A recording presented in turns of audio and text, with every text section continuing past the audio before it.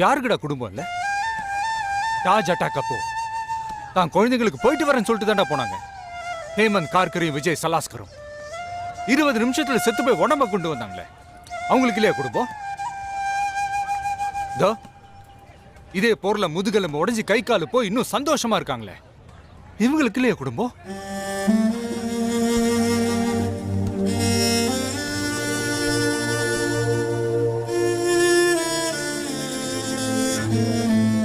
ஒரு ஆர்மி மேனுக்கு இதை விட ஒரு நல்ல சந்தர்ப்பம் கிடைக்காதா?